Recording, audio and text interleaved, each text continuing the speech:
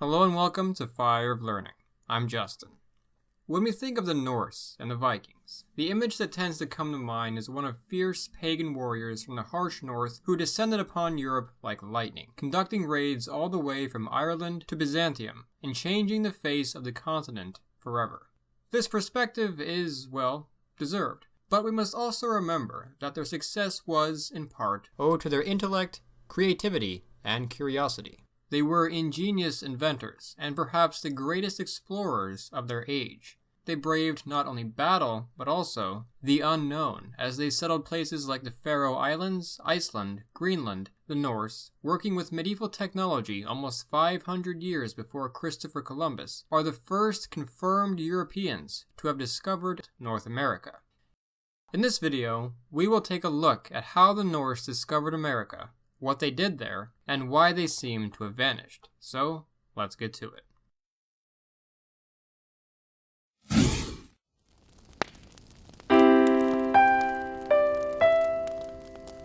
Before we begin, I would like to thank Ivan Amstaldi Imanishi and Patrick Evans for being our most recent supporters on Patreon. They join these supporters listed here who make these videos possible. We hear all the time about forgotten voyages to mysterious far-off lands and lost settlements and all kinds of mysteries like that. Much of the time, it's myth, legend, fiction, misunderstanding, but this is actually a situation where all that turned out to be true. The forgotten voyages were real. The mysterious lands were real. And there were lost settlements. Still, much of the story of the Norse reaching the New World is based on what are called the Islandiga Sögur. Anyway, this means the sagas of the Icelanders.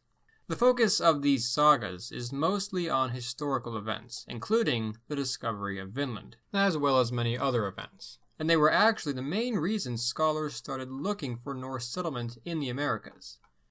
Though more reliable than scholars thought, they were written in the 13th and 14th centuries, a few centuries after all this had taken place, based off oral traditions. And there was a lot of obvious fiction to them, so just keep in mind that the tales should be taken with a grain of salt. Now then, our story begins in the 10th century AD. By the year 950, the Faroe Islands here and Iceland here had been inhabited by the Norse for less than a century. It's not known for sure if the Viking explorers were the first to discover and live on the islands. It's especially doubted for Iceland, which may have first been inhabited by a handful of Irish monks, but they were the first to carve out large settlements in these cold, harsh territories, and the modern descendants of these people still inhabit the territories as the indigenous population. It was in or around the year 950 that a man crucial to this story was born in Scandinavia, the homeland of the Vikings, modern-day Norway to be exact. Eirikur Thorvaldsson, better known in Old Norse as Eirikur Raude, Eric the Red, from the color of his hair. When Eric was a child, his father Thorvald was banished from Norway for manslaughter. They moved to and settled down in Iceland, which, as I said, was decently populated by then, where Thorvald died in 980 AD. Unfortunately, it seems that Thorvald's temper ran in the family, and Eric was banished from Iceland for 3 years for manslaughter as well, just a couple years after his father's death. Although he may have been a little more justified than his father was, as the man he killed had killed Eric's slaves. Still, however, Iceland was a little more sensitive to violence than the Norse homeland. The settlements there were too fragile for warfare, so Eric was banished. Unable to stay on Iceland and unlikely to be welcomed in Norway because of his father, Eric decided to explore to the northwest, where there were reports of land. The first to report land was a man named Gunnbjörn Olfsson, who was blown heavily off course in a storm decades earlier. It's possible that the Norse hunted in this mysterious land from time to time after Gunnbjörn's discovery, but there were no settlements there. Accident, by the way, is how all of these places, Iceland, the Faroe Islands, Greenland, and Vinland, were initially discovered. So Eric set off in search of this mysterious land, and eventually did, in fact, reach it. He called it Grönland, Greenland, and he spent 3 years of his exile there exploring the island and planning out future settlements. When Eric returned, he decided to call this land Greenland to attract settlers, even though it was very much not a green land. The promise of Greenland was enticing to these settlers in Iceland who were struggling to make a living. Much of the best farmland on the island had already been claimed, and so many of them, along with some Norwegians, accompanied Eric to the island, where they set up a couple of settlements and gradually expanded around the south and west of the island, shown here. We often forget that Greenland is a part of North America because it isn't on the mainland, but it is, and so Eric's settlements are technically the first true European settlements in North America. The settlements were chosen in some of the few areas suitable for farming by the fjords. A fjord is a kind of narrow inlet of water surrounded by steep cliffs. Within a few decades, the island became home to a few thousand Norse settlers, some of whom were fleeing political changes, some escaping famine and poor farmland. Some, like Eric, were exiled criminals. You can kind of see Greenland would have been sort of like the wild frontier of Europe, filled with people from all walks of life. There were Native American peoples living on the island, but they were quite far away, and so contact at this time seems unlikely. Life was undoubtedly difficult, but archaeological evidence suggests that the settlers adapted. Hunting and fishing made up for where farming failed. The Norse were able to get on with their lives there, practicing their pagan faith, establishing government, and marrying and having families. One such family was Eric's, whom he had brought from Iceland. He had 4 children, a daughter, Freydis, and 3 sons, Leif, Torvald, and Thorstein. In time, his children, Leif in particular, would take the next great step in this story. Leif Eriksson had been born around 970 AD, a time when Norse society was experiencing considerable change. The age of smaller fragmented earldoms was ending. They were being replaced by larger kingdoms, like the Kingdom of Norway. Norse mythology was also on its way out, as Christianity became more appealing to the people of Scandinavia. These changes were making their way to Iceland, the Faroe Islands, and now Greenland. In fact, Leif would play a major role in bringing Christianity to Greenland. In the year 999, he traveled to Norway and adopted the religion while visiting the king, who gave him orders to spread it to Greenland. It's not exactly clear what happened next, but it seems that Leif was blown off course while returning to Greenland from Norway and sighted land to the west. He realized that this had to be the land that a man named Bjarni Herjolfsson had described over a decade earlier. Bjarni Herjolfsson had also once been blown off course, and had told the people of Greenland that he had seen land to the west, though he did not land there himself. Around the year 1000, upon finally returning to Greenland, Leif found Bjarni, purchased a ship, gathered a crew, and followed the route Bjarni had taken to get back home backwards. Leif and his crew had wanted Eric to lead this voyage to discover these new mysterious lands, but while preparing for it, he fell off his horse and was injured. Still pagan, he took it as an omen from the gods, saying he was not meant to discover any other lands besides Greenland. Thus, Leif and his crew set off. They soon reached a land he called Helluland, meaning the land of the flat rocks, very likely modern-day Baffin Island. He and his crew ventured further, sailing south, eventually reaching a place they called Markland, meaning the land of the forest, probably the coast of modern Labrador. 2 days later, he landed in a new area, where, apparently, he and his men found wild wheat and grapes growing in abundance, leading them to name it Vinland, probably meaning the land of vines or the land of grapes, though some have suggested it means the land of fields. Here he and his crew wintered, then returned to Greenland to inform the others of the great land they had discovered, and thus began Norse involvement on mainland North America. Where exactly was this Vinland, however?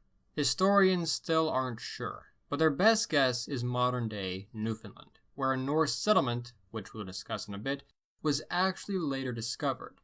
But some historians suspect, especially because of the reference to wild grapes, that Vinland may have been a little bit farther south, somewhere around New Brunswick or Nova Scotia, maybe as far south as Maine in the US. There's clear evidence they did sail farther south, based on plant remains found in the aforementioned colony. But as far as settlement goes, they were definitely here, although scholars wouldn't be too surprised to find the remains of the Norse in this general area. Even if Vinland was a land of great abundance like life claimed, it was not exactly a convenient area to settle. At some point early on, the Norse made contact with the people whom they refer to as the Skrælingjar. This may mean the wretched ones, this may mean the people who wear animal skin clothing, it may mean the weak people, but ultimately it means the Native Americans. We may never know exactly what the first interactions were like, the first time a Norseman and a native made contact, but though the sagas discuss moments of peace and cooperation, the majority of what they talk about are confusion, misunderstanding, suspicion, and hostility, and that's probably not far from the truth.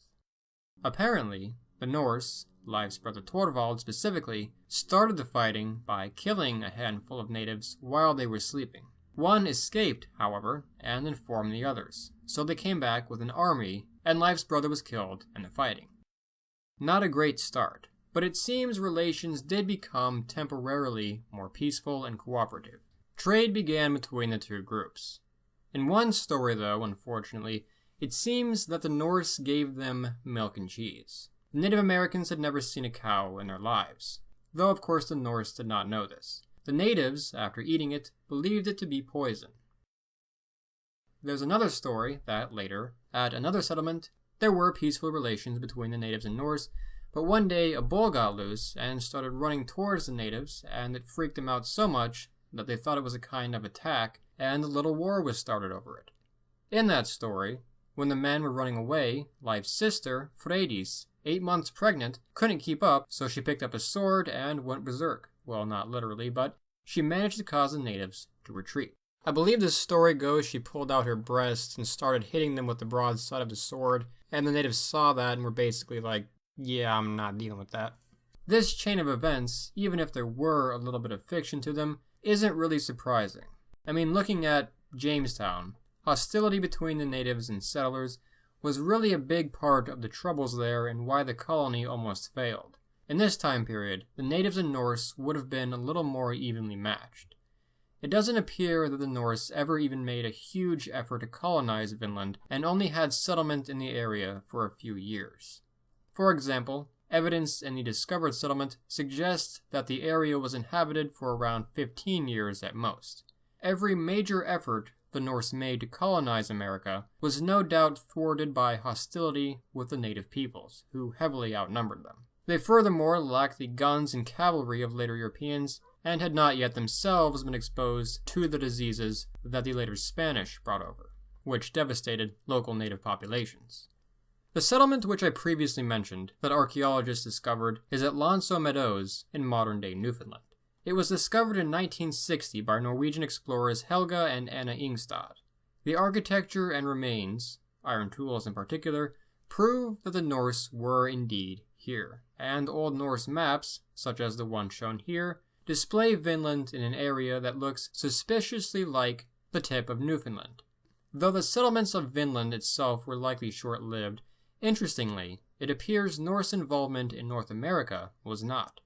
It's entirely possible that Greenlandic Norsemen remained aware of the region and were active there for around 400 years, possibly in regular contact with the natives in that time period. This interaction would have been very limited, however. The main, and presumably one of the only reasons the Norse continued returning, was for lumber. Wood was central to life in Greenland, but scarce there. Speaking of the Greenland settlement, it would last for centuries and remain in contact with Europe until, it seems, the 15th or 16th century, when the settlements there mysteriously disappeared. It is not known exactly what happened to the Greenland colonies, but there are a number of likelihoods. One factor was that the climate became somewhat cooler around this time period, which would have made life harder than it already was. Secondly, it appears the resources that were necessary to keep the colony in Greenland functioning economically became less valuable to the mainland Europeans over time as trade expanded across the world in that time period. Furthermore, an exchange of letters between the Catholic Church in Iceland and Pope Nicholas V in the 1440s mentions that the settlement in Greenland had been without priest or bishop for some time, ever since the area had been attacked by heathens. The heathens were likely the Native Americans, who at this time were moving into the region, more specifically the Thule people, the same group that became the Inuit, also called Eskimos. The descendants of these tribes now make up the majority of the population of Greenland. The Greenland colony would also, over time, disappear, and Europeans would not return until 1721, when Danish explorers once more visited the region and laid the foundation for the nation's modern ownership of the island.